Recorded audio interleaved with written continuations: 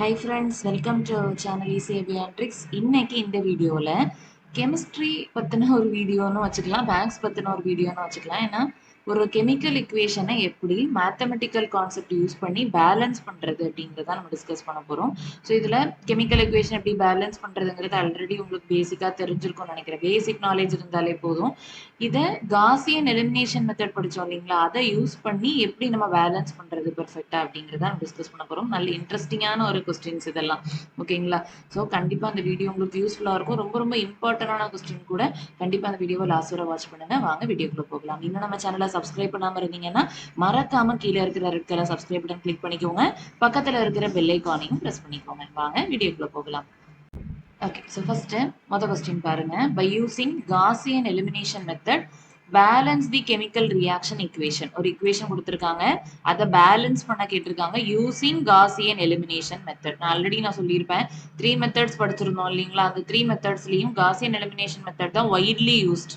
ஏன்னா அதுதான் சிங்குலர் மேட்ரிக்ஸா இருந்தா கூட ஒர்க் அவுட் ஆகும்னு சொல்லியிருப்பேன். அதே மாதிரி போன ப்ராப்ளம்ஸ் எல்லாத்துலயுமே, அதாவது ஹோமோஜீனஸ் நான் ஹோமோஜீனஸ் எல்லா மாடல்லையுமே காசியன் எலிமினேஷன் மெத்தட் யூஸ் பண்ணி தான் சால்வ் பண்ணியிருப்பாங்க. ஸோ ரொம்ப ரொம்ப இம்பார்ட்டன்ட் மெத்தட். ஸோ இன்கேஸ் நீங்க இந்த காசியன் எலிமினேஷன் மெத்தட் பத்தின ஐடியா இல்லைன்னா நான் ஆல்ரெடி வீடியோஸ் போஸ்ட் பண்ணியிருக்கேன். ஸோ அந்த பிளேலிஸ்ட்ல போயிட்டு பாருங்க, பார்த்துட்டு இந்த வீடியோ கண்டினியூ பண்ணுங்க. உங்களுக்கு இன்னும் கிளாரிட்டியா புரியும். ஓகேங்களா? சரி, இப்போ ஒரு கெமிக்கல் ரியாக்ஷன் எப்படி பேலன்ஸ் பண்றதுங்கிற பேசிக் நாலேஜ் தெரிஞ்சிட்டீங்கன்னாலே இந்த மெத்தட் ஈஸியா நீங்க சால்வ் பண்ணிடலாம். ஓகேங்களா? ஒண்ணுமே இல்லை. இப்போ இந்த ரெண்டு சைடும் பாருங்க, இது ரியாக்டன்ட் சைட், இது ப்ராடக்ட் சைட். கரெக்டா? ரியாக்டன்ட் சைட், இது ப்ராடக்ட் சைட். அது ஓகே தான் நினைக்கிறேன். இது ரெண்டும் சேர்ந்து இந்த ப்ராடக்ட்ஸை கொடுக்குது. கரெக்டா? அதே மாதிரி இதுல என்னெல்லாம் எலமெண்ட்ஸ் இருக்கு? கார்பன் இருக்கு, ஹைட்ரஜன் இருக்கு, ஆக்சிஜன் இருக்கு. அதே எலமெண்ட்ஸ் தான் இங்கேயும் இருக்கும், பட் வேற வேற ஃபார்ம்ல இருக்கும். கரெக்டா? இப்ப இங்க C5H8ல இருக்கிற கார்பன், இங்க CO2ல இருக்கிற கார்பன், அவ்வளவுதான். புரியுதா? சோ வேற ரூபத்துல மாறுமே தவிர இங்க எத்தனை கார்பன் இருக்கோ அதே அளவு கார்பன் தான் இங்க இருக்கணும். ஓகேங்களா? சோ அதுதான் கெமிஸ்ட்ரியோட ரூல். ஓகேங்களா? ஸ்டாக்கியோமெட்ரிக் கோஎஃபிஷியன்ட்ஸ்னு சொல்லுவாங்க, இந்த ஃப்ரண்ட்ல வர நம்பர்ஸ். ஓகேங்களா? அந்த நம்பர்ஸ் தான் நீங்க கண்டுபிடிக்க போறீங்க. ஓகேங்களா? சரியா? சோ இதுல மெயின் லாஜிக் என்னன்னா, இங்க எவ்வளவு கார்பன் இருக்கோ அதே அளவு கார்பன் தான் இங்கேயும் இருக்கணும். இங்க எவ்வளவு ஹைட்ரஜன் இருக்கோ அதே அளவு ஹைட்ரஜன் தான் இங்கேயும் இருக்கணும். இங்க எவ்வளவு ஆக்சிஜன் இருக்கோ அதே அளவு ஆக்சிஜன் தான் ப்ராடக்ட் சைட்லயும் இருக்கணும். இதுதான். So number of atoms in the elements, number of atoms of elements in the reactant side will be equal to number of atoms of elements in the product side. இதுதான் rule. law of conservation of மாஸ்ன்னு சொல்லுவாங்க. ஓகேங்களா? கெமிஸ்ட்ரியில. So அதுதான் அந்த rule. ஓகேயா? அதை தான் நம்ம implement பண்ண போறோம் மேக்ஸ் லாஜிக் யூஸ் பண்ணி, காசியன் எலிமினேஷன் மெத்தட் யூஸ் பண்ணி. ஓகேங்களா? ரொம்ப ரொம்ப இன்ட்ரெஸ்டிங்கான ஒரு கான்செப்ட். எப்படிங்கிறத பார்க்கலாம் வாங்க. ஓகேவா? ஸோ ஃபர்ஸ்ட் இந்த ஈக்குவேஷன் இருக்கு இல்லைங்களா? ஸோ இதுல நான் ஆல்ரெடி சொன்ன மாதிரி ஃப்ரண்ட்ல இருக்கிற நம்பர்ஸ் தான் கண்டுபிடிக்க போறோம். கரெக்டா? அதாவது ஸ்டாக்கியோமெட்ரிக் கோஎஃபிஷியன்ட் சொல்லுவாங்க. x1 C5H8 plus x2 O2 gives x3 CO2 plus x4 H2. அந்த x1 x2 x3 x4ங்கிறதா stoichiometric coefficients சொல்லுவாங்க. ஃப்ரண்ட்ல வரக்கூடிய நம்பர்ஸ். இது நம்மளா ஓனா யோசிச்சு எதை போட்டா பேலன்ஸ் ஆகும் யோசிச்சு கெமிஸ்ட்ரியில போடுற நம்பர்ஸ். புரியுதா? அதை நம்ம மேத்தமெட்டிக்கல் லாஜிக் யூஸ் பண்ணி டக்குன்னு கண்டுபிடிக்க போறோம். இதே லாஜிக் நீங்க கெமிஸ்ட்ரியில இன்கேஸ் உங்களுக்கு ஏதாவது கெமிக்கல் இக்குவேஷன் பேலன்ஸ் பண்ணணும், ஓகேவா, ரொம்ப கஷ்டமா இருக்கு அப்படின்னா கண்ணை மூடிட்டு நீங்க இந்த மெத்தட் யூஸ் பண்ணலாம். கண்டிப்பா உங்களுக்கு மேபி அப்படி பண்ணி கஷ்டப்படுறதுக்கு இது பண்ணும்போது உங்களுக்கு டக்குன்னு ஆன்சர் வரலாம். கம்ஃபர்டபுளான மெத்தட் கூட. ஓகேங்களா? சரி, எப்படி பண்றதுன்னு சொல்லிட்டு பாருங்க.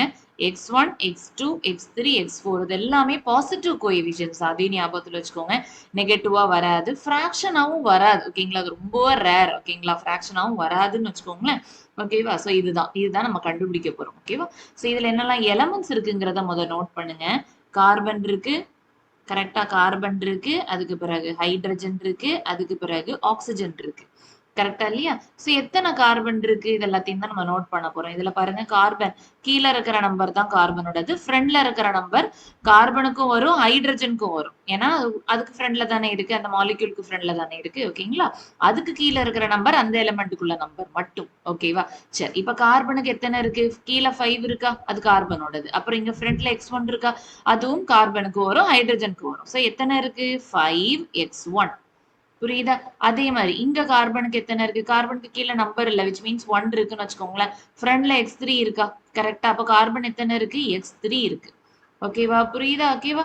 ஓகே. ஸோ பை கெமிஸ்ட்ரியோட அந்த ஸ்டாக்கியோமெட்ரி லாஜிக் படி இந்த 5x1 இந்த 5x3க்கு ஈக்குவலா இருக்கும். கரெக்ட்டா இல்லையா? சொல்றது புரியுதா? ஓகேவா? ஸோ இத வச்சு தான் ஈக்குவேஷன் எழுத போறோம். அது என்னங்கிறத நான் சொல்றேன். அடுத்தது ஹைட்ரஜன்.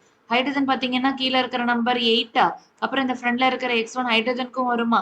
கரெக்ட்டா? அப்ப எத்தன இருக்கும்? 8x1ன்னு வரும். கரெக்ட்டா? அதே மாரி இங்க ஹைட்ரஜன் எத்தன இருக்கு? கீழ 2 இருக்கா? ஃப்ரண்ட்ல x4 இருக்கா? ஸோ இந்த x4 ஹைட்ரஜனுக்கும் வரும், ஆக்ஸிஜனுக்கும் வரும். இந்த 2 ஹைட்ரஜனுக்கு மட்டும் உள்ள 2. ஓகேவா? அப்போ ஹைட்ரஜன் எத்தனை இருக்கு? 2x4. ஓகேவா? அடுத்து ஆக்ஸிஜன். ஆக்ஸிஜன் பார்த்தீங்கன்னா, கீழ இருக்கு 2 இருக்கா? அது ஆக்ஸிஜனோடது. ஃப்ரண்ட்ல x2 இருக்கா? அதுவும் நம்ம ஆக்ஸிஜனோட தான். கரெக்ட்டா? அப்போ 2x2. புரியுதா? அதே மாரி இங்க ஆக்ஸிஜன் பாருங்க. இங்கேயும் ஆக்ஸிஜன் இருக்கு, இங்கேயும் ஆக்ஸிஜன் இருக்கு. நடுவுல பிளஸ் இருக்கு. அத ஞாபகத்துல வச்சுக்கோங்க. ஸோ இங்க எவ்வளவு இருக்குன்னு கண்டுபிடிங்க. ஃப்ரண்ட்ல 2 இருக்கு. ஃப்ரண்ட்ல கீழ 2 இருக்கு. ஃப்ரண்ட்ல x3 இருக்கு. கரெக்ட்டா? அப்ப இந்த இடத்துல 2x3 வருமா? கரெக்ட்டா? அதே மாரி இங்க ஆக்ஸிஜனுக்கு கீழ ஒண்ணுமே இல்ல. விச் மீன்ஸ் 1 இருக்குன்னு அர்த்தம். ஃப்ரண்ட்ல இருக்கிற x4 ஆக்ஸிஜனுக்கும் வரும்னு சொன்னேன்னா, அப்போ 1x4 தட் இஸ் x4. புரியுதா? ஓகேவா? அப்ப இங்க ஆக்ஸிஜன் எத்தனை இருக்கு? 2x3 plus x4. புரியுதா? இதுல விஷயம் என்ன? ஆக்ஸிஜன், கார்பன், ஹைட்ரஜன் எல்லாமே 2 சைடும் ஈக்குவலா தான் இருக்கணும். இதானே லாஜிக். இத வச்சு தான் நீங்க ஈக்குவேஷன் எழுத போறீங்க. ஓகேவா? அதாவது 5x1 equal to 5x3 கரெக்ட்டா? ஓகேவா? அப்ப இதுல இருந்து 5x1 x3 அங்க போச்சுன்னா மைனஸ் x3 ஆகுமா? Equal to 0. புரியுதா? equation number 1. அதே மாதிரி இதுல இருந்து equation எழுதுங்க. 8x1 minus 2x4 equal to 0. equation number 2. அதே மாதிரி இதுல இருந்து equation எழுதுங்க. 2x2 minus 2x3 minus x4 equal to 0. equation number 3. ஓகேவா? புரியுதா? ஸோ இந்த equations நல்லா பாருங்க. ஏதாவது காமன் எடுக்க முடியுதுன்னா எடுத்துக்கோங்க. ஓகேவா? நான் again repeat எழுதுறேன். 5x1 minus x3 equal to 0. இதுல இருந்து 2 வெளியில எடுத்துடலாமா? 2 வெளியில எடுத்தா I mean 2ஆல டிவைட் பண்ணீங்கன்னா 4x1 minus x4 equal to 0ன்னு வரும். கரெக்டா? அது மாதிரி மூணாவது equationல எதையும் காமனா எடுக்க முடியாது. ஸோ அதை அப்படியே எழுதிக்கோங்க. 2x2 minus 2x3 minus x4 equal to 0. இல்லையா? ஸோ இந்த 3 equations தான் நம்ம சால்வ் பண்ண போறோம் using Gaussian elimination method. ஓகேவா? ஸோ இதுல இருந்து வழக்கம் போல Gaussian eliminationல என்ன கண்டுபிடிப்போம்? augmented matrix A bar B கண்டுபிடிப்போம். அது எக்கலான் ஃபார்முக்கு மாத்துவோம். ரேங்க் கண்டுபிடிப்போம். பாத்தீங்க இல்லையா? ஸோ அதே மாதிரி போன மெத்தட்ல நம்ம எப்படி நம்ம ரேங்க்குக்கு கண்டிஷன் நம்ம செக் பண்ணுவோம் இல்லைங்களா? ஈக்குவல் டு நம்பர் ஆஃப் அன்னவுன்ஸா இருந்ததுன்னா என்ன, அதே நேரம் லெஸ் தேன் நம்பர் ஆஃப் அன்னவுன்ஸா இருந்ததுன்னா என்ன, இது எல்லாத்தையும் நம்ம லாஸ்ட் வீடியோல பார்த்தோம் இல்லையா? அதே லாஜிக் தான். இதுல ஒண்ணு கவனிச்சீங்களா? ரைட் ஹேண்ட் சைட்ல 0 இருக்கு. So they are called as homogeneous equations. கரெக்டா இல்லையா? அப்போ இந்த மாதிரி ஈக்குவேஷன்ஸ் வரும்போது ஹோமோஜீனஸ் ஈக்குவேஷன் வரும்போது ஆல்வேஸ் கன்சிஸ்டன்ட் கேஸ் மட்டும்தான் வரும். இன்கன்சிஸ்டன்ட் நோ சொல்யூஷன் கேஸ் வராது. ஓகேவா? சரி, இப்போ இதுல இருந்து ஏ மேட்ரிக்ஸ் எழுதலாம் இல்லையா? ஓகேவா? ஸோ அதே மாதிரி என்ன செக் பண்ணணும்? நம்பர் ஆஃப் அன்னவுன்ஸ் இருக்கு பாருங்களேன். 4 அன்னவுன்ஸ் இருக்கு. x1 x2 x3 x4. கரெக்டா? நான் ஸோ நம்பர் ஆஃப் அன்னவுன்ஸ் 4. அப்போ உங்களுக்கு 2 ரேங்க்குமே 4க்கு ஈக்குவலா வரணும் அல்லது 4க்கு கம்மியா வரணும். ஓகேங்களா? ரெண்டுமே ஈக்குவலா வரணும். அதே நேரம் அது 4க்கு ஈக்குவலா இருக்கணும் அல்லது லெஸ் தேன் 4ஆ இருக்கணும். 4க்கு ஈக்குவலா இருந்ததுன்னா யூனிக் சொல்யூஷன் வரும். லெஸ் தேன் 4ஆ இருக்கிற பட்சத்துல இன்ஃபினிட்லி மெனி சொல்யூஷன் வரும். ஓகேங்களா? அங்க 4 அன்னவுன்ஸ்ங்கிறதுனால உங்களுக்கு ஒருவேளை 3 ஈக்குவேஷன்ல வந்து முடிஞ்சிருக்கு. கரெக்டா? இதே மாதிரி ரேங்க் 3 ஈக்குவேஷன்ல வந்தது அப்படின்னா கண்டிப்பா நீங்க x4 டீம் போட்டு பேக் சப்ஸ்டிடியூஷன் மெத்தட் யூஸ் பண்ணி கண்டுபிடிக்கணும். இதெல்லாம் நான் லாஸ்ட் வீடியோல நான் டீடைலா சொல்லியிருந்தேன். அதே லாஜிக் தான். சரி, இப்போ augmented matrix A bar B எழுத போறோம். ஓகேவா? சரியா? A bar B. ஸோ எழுதுங்க. 5 x1 5 தானே, x2 இல்ல, ஸோ அதுக்கு 0, x3 -1, x4 இல்ல, ஸோ அதுக்கும் 0, ரைட் ஹேண்ட் சைடு 0. கரெக்டா? ரைட் ஹேண்ட் சைடு எல்லாமே 0 தான். அடுத்தது செகண்ட் ஈக்குவேஷன் எழுதுங்க. x1 கோஎஃபிஷியன்ட் 4ஆ, x2 இல்ல, x3 இல்ல, x4 கோஎஃபிஷியன்ட் -1, அதுக்கு பிறகு கான்ஸ்டன்ட் 0. அடுத்தது x1 இல்ல, x2 2, x3 என்னது அகைன் -2, x4 -1, அப்புறம் கான்ஸ்டன்ட் இல்ல. கரெக்டா? ஸோ அதுக்கு ஒரு 0. அவ்வளவுதான். இதுதான் என்னது ஆக்மெண்டட் மேட்ரிக்ஸ். ஓகேவா? சரி, இதுல இப்ப என்னென்ன டிரான்ஸ்ஃபர்மேஷன் போட்டு நம்ம இந்த 3 டேர்மை 0வா கொண்டு வரோங்கிறது தான் லாஜிக். ஓகேவா? இதுல நல்லா பாத்தீங்கன்னா தெரியும் உங்களுக்கு ஃபர்ஸ்ட் எலிமெண்ட் என்னவா இல்ல, 1ஆ இல்ல. அதே மாதிரி எங்கேயாவது இன்டர்சேஞ்ச் பண்ணி 1 கொண்டு வரலான்னு பார்த்தா 1ஏ இல்ல இந்த மேட்ரிக்ஸ்ல. ஸோ ப்ராப்ளம் இல்லை. 1ஏ இல்லைன்னா நம்ம என்ன பண்ண முடியும்? ஒண்ணுமே பண்ண முடியாது. கரெக்டா? ஸோ அதனால பெட்டர் நீங்க அடுத்த டிரான்ஸ்ஃபர்மேஷனுக்கு மூவ் ஆன் பண்ணுங்க. ஓகேவா? அதாவது இதை 0 ஆக்கணும். அதுக்கு என்ன பண்ணுவீங்க ஜென்ரலா நான் சொல்லியிருக்கேன். With reference to first row element தானே. அப்ப இதை வச்சு தானே நீங்க பண்ணணும். கரெக்டா? இது ஆல்ரெடி 0 தான். ஸோ உங்களுக்கு R3க்கு நீங்க டிரான்ஸ்ஃபர்மேஷன் போட வேண்டாம். R2க்கு மட்டும் நீங்க போட்டாலே போதும். ஸோ என்ன பண்ணலாம்? ஓகேவா? அதை நான் போன கிளாஸ்ல சொல்லியிருக்கேன். இப்படி ஆப்போசிட்டா இதை மல்டிப்ளை பண்ணா இன்னொன்னு கிடைக்கலங்கிற பட்சத்துல மாத்தி மல்டிப்ளை பண்ணிக்கோங்க. கரெக்டா? அதாவது 5 4ஆலையும் 4 5ஆலையும் மல்டிப்ளை பண்ணிட்டீங்கன்னா உங்களுக்கு ஒரே நம்பர் வந்துருமா? அப்புறம் ரெண்டுத்துக்குமே ஒரே சைனா சப்ராக்ட் பண்ணுங்க. அதே நேரம் டிஃபரன்ஸ் சைனா ஆட் பண்ணுங்க. அவ்வளவுதான். ஓகேவா? புரியுதா?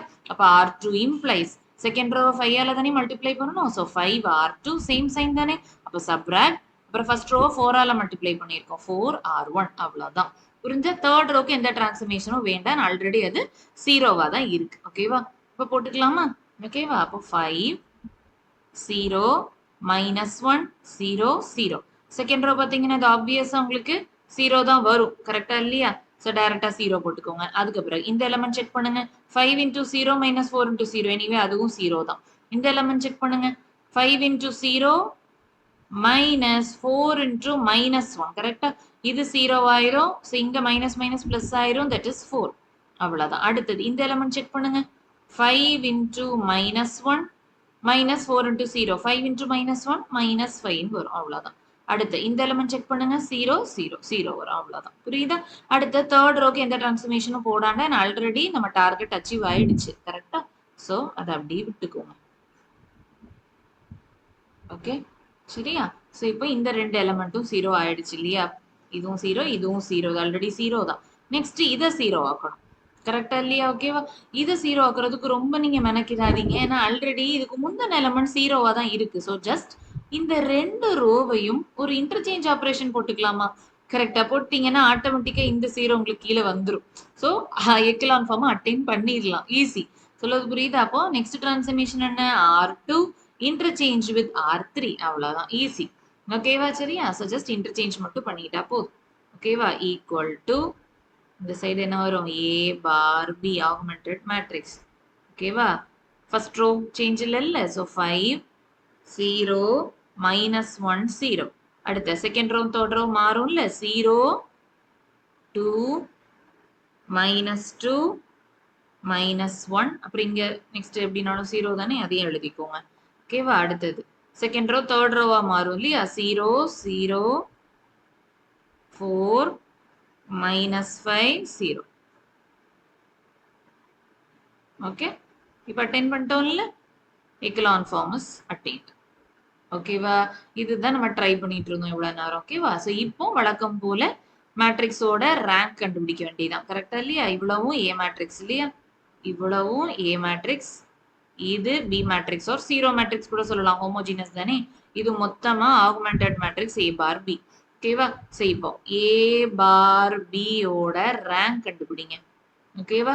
ஸோ மொத்தமா பார்க்கணும். பார்க்கும்போது இது ஒரு நான் ஜீரோ ரோ, இது ஒரு நான் ஜீரோ ரோ, இதுவும் ஒரு நான் ஜீரோ ரோ. கரெக்டா இல்லையா? அப்ப number of non zero rose தான் rank. That is equal to 3. இதே மாதிரி ஏக்கு மட்டும் ரேங்க் கண்டுபிடிங்க. கரெக்டா? அதுவும் அதே தான். First row second row third row அப்படியே number of non zero rows 3 வருமா? ஸோ ஈக்குவல் ஆயிடுச்சு. Therefore rank of A bar B equal to rank of A ரெண்டுமே equal to 3 தான். ஆனா number of unknowns 4 இல்லையா? அதுக்கு less than தானே இருக்கு. கரெக்டா? ஓகேவா? அதான் நாங்க ஐடியா. சொல்லுவது புரியுதா? ஸோ இப்படி வந்தாலே நீங்க என்ன எழுதுவீங்க? therefore the system is consistent தான். ஏன்னா ஈக்குவல்னாலே என்னதான்? கன்சிஸ்டன்ட் தான். homogeneous equations are always consistent. ஆனா has infinitely many solution. கரெக்டா இல்லையா? Infinitely many solutions. இப்போ நீங்க நினைக்கலாம் இங்க நமக்கு ஒரு ஃபைனைட்டான ஆன்சர்ல வரணும். கரெக்டா? அப்பதானே பேலன்சிங்க்கு கரெக்டா நம்பர் போட முடியும். அது என்ன பண்றதுன்னு நான் சொல்றேன். Okay watcher. இப்போ 4 விட கம்மியா வந்துருக்கு. That is 3. கரெக்டா? 1 கம்மி. ஸோ லாஸ்டா உள்ள வேரியபிள் அதாவது x4 டீன்னு போடுங்க. ஓகேவா? Okay so put x4 equal to T. Okay போட்டுட்டு நீங்க பேக் சப்ஸ்டிடியூஷன் யூஸ் பண்ணி சப்ஸ்டியூட் பண்ணிட வேண்டியதான். ஓகேவா? புரியுதா? சரி இப்போ லாஸ்ட் எக்கலான் ஃபார்ம்ல கிடைச்ச மேட்ரிக்ஸ்ல இருந்து ஈக்குவேஷன் எழுதிடலாமா? ஓகேவா? இது என்னது? x1, இது x2, இது x3, இது x4, இது ஈக்குவல் டு போட்டு எழுதக்கூடியது. கரெக்டா? எழுதிடலாமா? இப்போ ஃபர்ஸ்ட் சொல்லுங்க. 5x1 x2 இல்லையா? அப்போ -x3 ஈக்குவல் டு 0.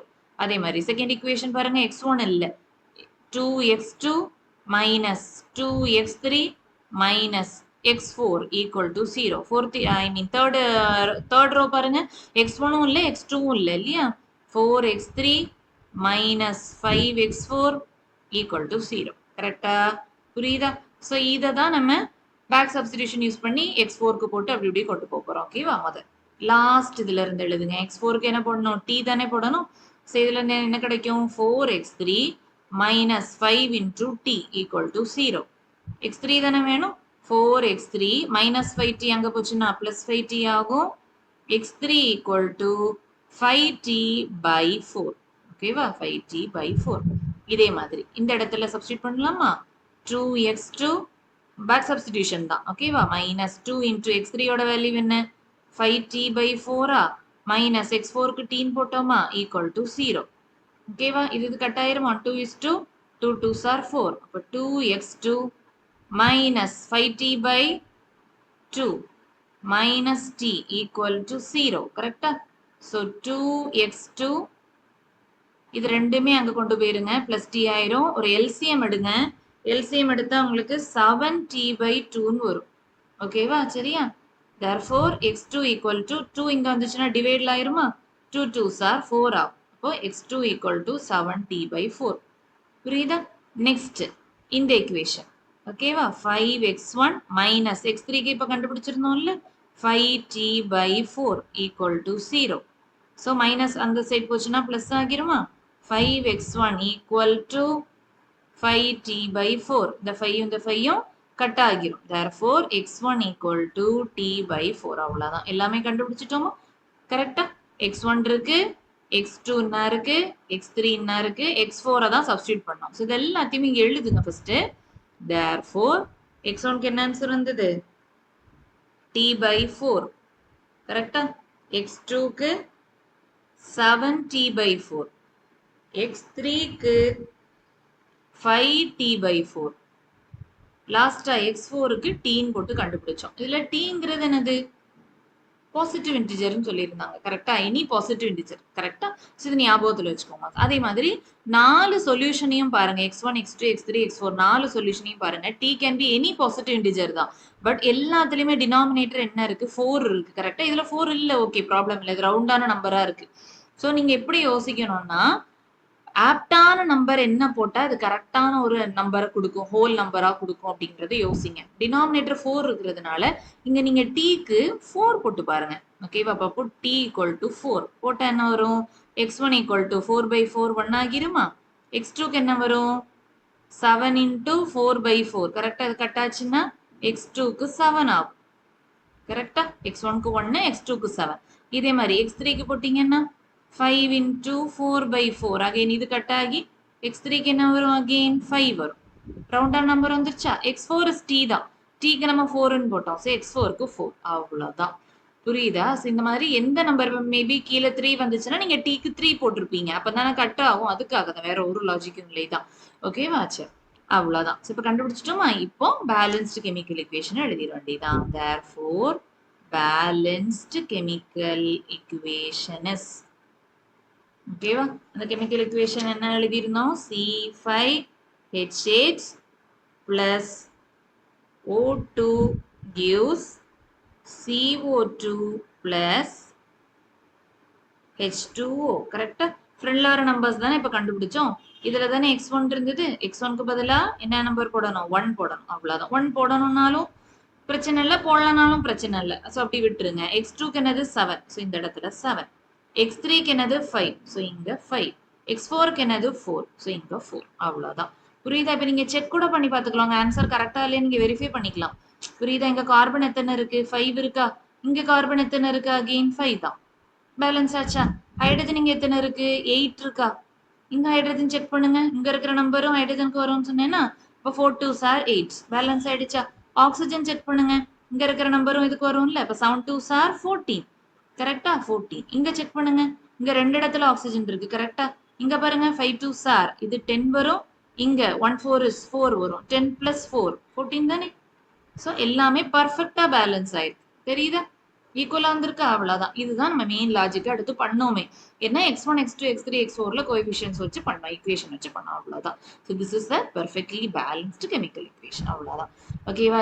ஈஸியான ஒரு கான்செப்ட் தான், இன்ட்ரெஸ்டிங்கா கூட இருக்கும். கெமிஸ்ட்ரி ரொம்ப பிடிக்கும் அப்படிங்கிற ஸ்டூடெண்ட்ஸ்க்கு இந்த கொஸ்டின் ரொம்ப ரொம்ப பிடிக்கும் என்ன கேட்டா. ஓகேவா? சரி. இதை முடிச்சுட்டு இன்னொருக்க ட்ரை பண்ணுங்க செல்ஃபா. பண்ணிட்டு இந்த ப்ராக்டிஸ் ப்ராப்ளமும் நீங்க செல்ஃபா ஒர்க் அவுட் பண்ணி எனக்கு ஆன்சர் என்னங்கிறத கமெண்ட் பண்ணுங்க. ஓகேங்களா? Okay sir. வேற ஏதாவது டவுட் இருந்ததுன்னா கண்டிப்பா கீழே கமெண்ட்ல சொல்லுங்க. நான் ஹெல்ப் பண்றேன். இல்ல நான் டிஸ்கிரிப்ஷன்ல மெயில் ஐடி இருக்கு. உங்களுக்கான டவுட் ப்ராப்ளம்ஸ் அல்லது வேற என்ன டவுட்ஸ்னாலும் நீங்க மெயில் ஐடிக்கு ஒரு மெயில் பண்ணுங்க. உங்களுக்கான ஹெல்ப் கண்டிப்பா வந்து சேரும். ஓகேவா? ஓகே. ஸோ இந்த வீடியோ உங்களுக்கு பிடிச்சிருந்துச்சுன்னா மறக்காம லைக் பண்ணுங்க. உங்க ஃப்ரெண்ட்ஸ்க்கும் ஷேர் பண்ணுங்க. நம்ம சேனல் இன்னும் சப்ஸ்கிரைப் பண்ணலன்னா கண்டிப்பா சப்ஸ்கிரைப் பண்ணுங்க. இன்னொரு இன்ஃபர்மேட்டிவான வீடியோல மீட் பண்ணலாம். அது வரைக்கும் தேங்க்யூ.